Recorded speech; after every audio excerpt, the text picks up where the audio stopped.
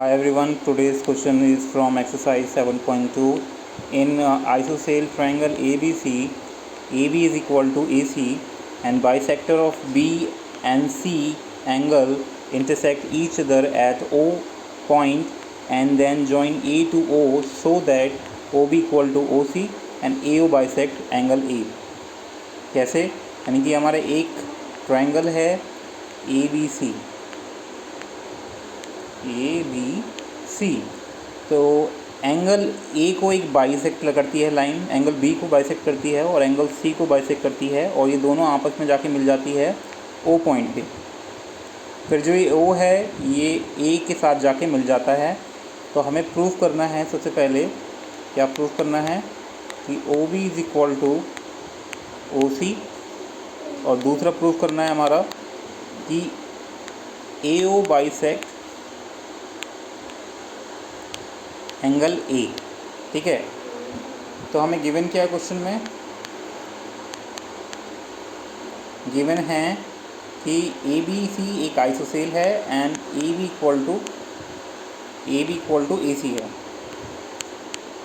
ठीक है, A B equal to A C है, ये हमें गिवन है। तो कैसे प्रोसीड करेंगे इस क्वेश्चन को, क्योंकि हमें ये गिवन है। तो अगर ए B equal to A C है तो इसके जो अपोजिट एंगल होंगे आपस में बराबर होंगे। हम कह सकते हैं angle B is equal to angle C, क्योंकि ए बी हमारा ए सी के बराबर है तो इसके जो अपोजिट एंगल ये है ये आपस में बराबर होंगे। तो इसकी वजह से हम क्या कह सकते हैं कि अगर ए बी एंगल बी बराबर एंगल सी है, अगर एंगल बी बराबर एंगल सी है, इसका मतलब क्या है कि जो हाफ ऑफ एंगल बी होगा वो बराबर होगा हाफ ऑफ एंगल सी। ठीक है,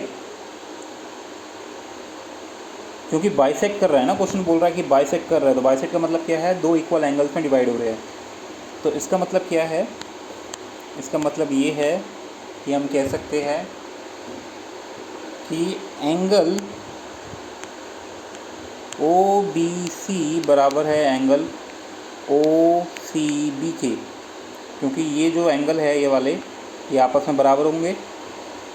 हाफ, इसका मतलब क्या है? हाफ एंगल और बी, एंगल बी और एंगल सी का हाफ क्या होगा हमारा? यही होगा। तो अब क्या करेंगे इसमें, क्योंकि अगर ये बराबर हो गए आपस में तो हम कह सकते हैं ओ बी बराबर O B equal to O सी।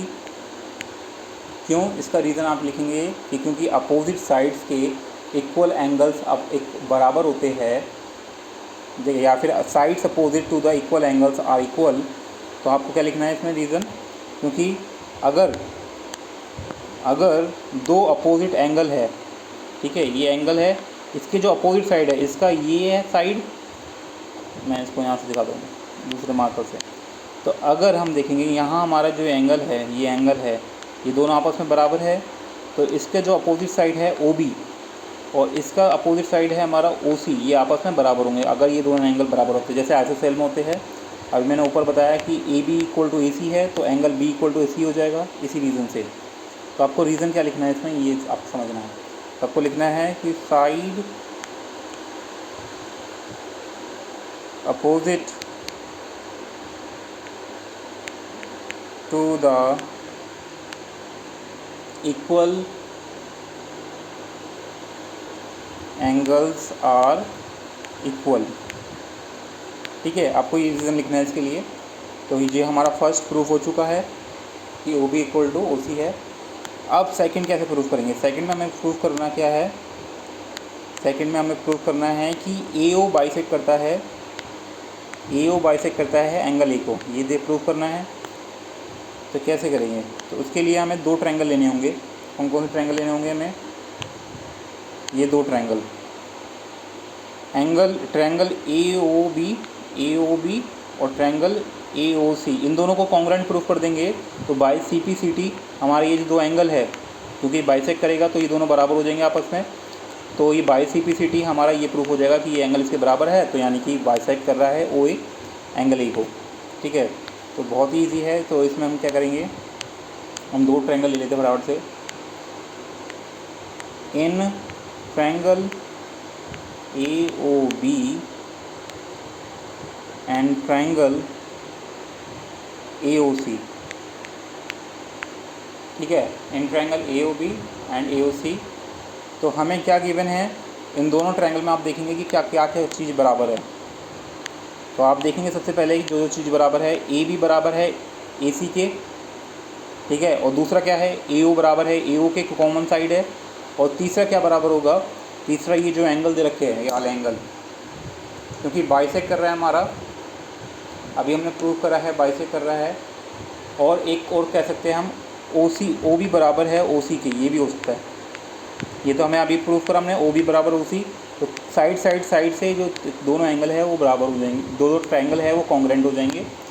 तो पहले क्या हमारा होगा, AB बराबर है AC की, इसका रीज़न लिखेंगे गिवन। दूसरा AO बराबर है AO के, इसका लिखेंगे रीज़न कॉमन।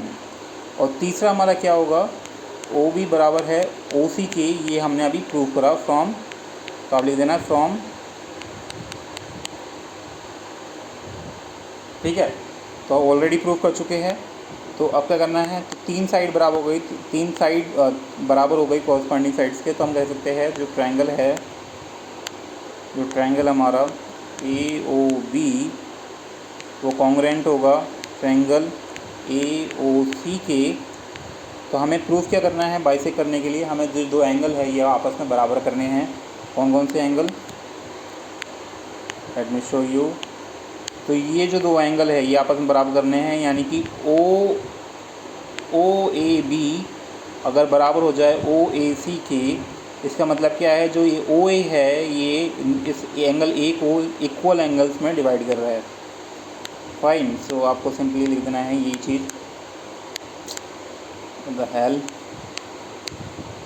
तो आपको क्या कर देना है कि एंगल, क्योंकि अगर कोई दो ट्रायंगल कॉन्ग्रेंट हो जाता है तो उनकी कॉरस्पॉन्डिंग एंगल्स और साइड सब बराबर हो जाती है बाय CPCT, ठीक है। तो आप कर सकते हैं angle OAB equal to angle OAC के,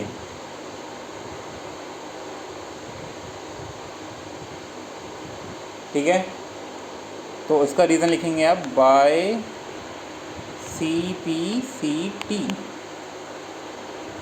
तो हम कह सकते हैं 10, और अगर बाइसेक्ट अगर ये बराबर हो जाते हैं तो डेफिनेटली हम कह सकते हैं कि जो OA है ये बाइसेक्ट करता है। बाइसेक्ट का मतलब क्या होता है,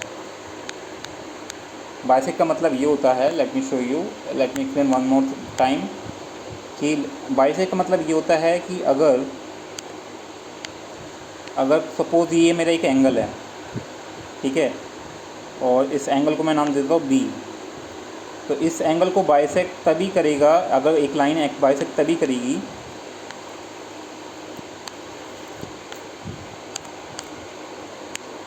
एक मिनट,